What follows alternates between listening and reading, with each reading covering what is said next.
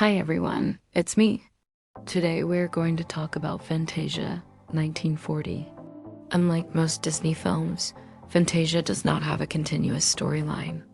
Instead, it is a collection of what the studio called magical segments, each one blending classical music with breathtaking animation. There are no spoken words to guide the story. Instead, the orchestra and the images themselves lead the audience on a journey through fantasy, humor, beauty, and even darkness.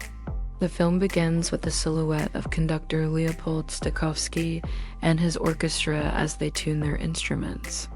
A narrator explains how music can tell stories, sometimes clear, sometimes abstract, but always filled with emotion. Then the journey unfolds, piece by piece. The first segment, Toccata and Fugue in D minor by Johann Sebastian Bach, opens the experience. It begins with real images of musicians silhouetted against colored backgrounds. Gradually, the instruments fade into shapes, lines, and beams of light. Colors dance, patterns swirl, and abstract images give the sense of sound made visible. There are no characters here, only pure imagination. An attempt to show how music can create visions in the mind. The second piece, the Nutcracker Suite by Tchaikovsky, transports us to a world of enchantment. Instead of ballerinas, Disney animators bring to life fairies, flowers, fish, and mushrooms. Tiny fairies sprinkle dewdrops over spider webs, turning them into sparkling lace. Flowers bloom and dance gracefully in the water. Exotic fish with flowing tails glide through an underwater ballet. Mushrooms waddle and bow in unison, their movements playful and comical. The music moves through seasons, from the delicacy of spring blossoms to the golden hues of autumn until winter arrives. Snowflakes drift from the sky, swirling into complex patterns, twirling in perfect harmony with the orchestra. The third and perhaps most famous sequence is The Sorcerer's Apprentice by Paul Dukas. Here, Mickey Mouse takes center stage. He plays the role of an eager apprentice working under a wise sorcerer named Yensid. When his master departs, Mickey is left with chores, particularly hauling buckets of water. Tired and impatient, he decides to use magic to make his work easier. Donning the sorcerer's hat, he enchants a broom to carry the buckets for him. At first, the plan works brilliantly, and Mickey relaxes in triumph, but soon the broom will not stop. The water floods the chamber, and chaos breaks out.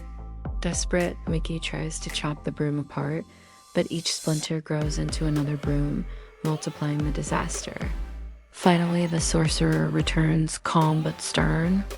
With a wave of his hand, he halts the chaos and restores order. Mickey, embarrassed but wiser, sheepishly returns the hat to his master. This segment captures humor, imagination, and the timeless lesson that shortcuts and misuse of power lead to trouble.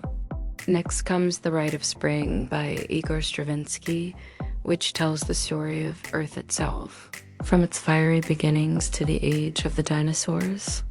The music is intense and the animation is bold.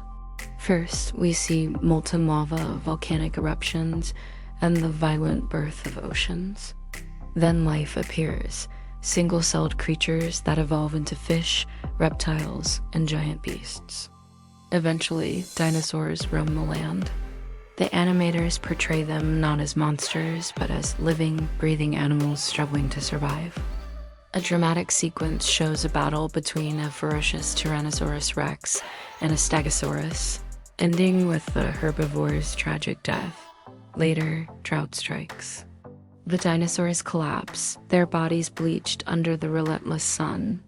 The once living world turns to dust and the music fades into silence, reminding viewers of the power and fragility of life. After this intensity, the mood lightens with the Pastoral Symphony by Beethoven. Here, we are transported to a colorful version of ancient Greece filled with mythical creatures. Satyrs, centaurs, fauns, unicorns, and winged horses roam freely. Young centaurs and centaurettes flirt shyly, aided by playful cupids. Gods and goddesses make appearances.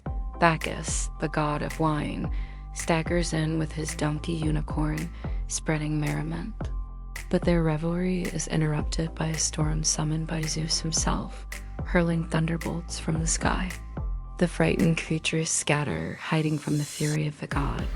Eventually, the storm passes, the rainbow returns, and peace is restored. This sequence blends whimsy, romance, and drama, painting a dreamlike vision of mythology. The next piece, Dance of the Hours by Ponchielli, is pure comedy. It is a ballet performed by animals, divided into 4 sections representing morning, afternoon, evening, and night. Ostriches begin with elegant stretches, then hippos and tutus take the stage, surprisingly graceful for their size. Elephants blow bubbles in a playful routine, and finally crocodiles arrive, their sinister charm clashing with the hippos in a humorous chase. The segment builds into a chaotic finale where all the animals whirl together in a ridiculous yet delightful dance, ending in collapse as the music crashes to a close. The final and most powerful segment pairs Mussorgsky as Night on Bald Mountain with Schubert as Ave Maria. It begins with a chilling scene. The demon Chernabog towers above the village, summoning spirits and the souls of the dead. Dark shapes rise, twisting and writhing as he revels in his power. Flames, ghosts, and monsters whirl in a terrifying spectacle, embodying pure evil. But as dawn breaks and church bells toll, the darkness recedes. Chernabog shrinks back into his mountain, defeated by the light. The scene transitions into a procession of monks carrying candles, walking through a glowing forest. Their song, Ave Maria, brings a sense of peace and holiness, ending the film with hope and serenity. Fantasia is more than a film. It is an experiment, an ambitious attempt to unite the worlds of animation and classical music.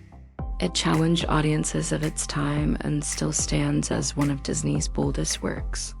Without dialogue, it shows how music can tell stories, evoke feelings, and transport the imagination.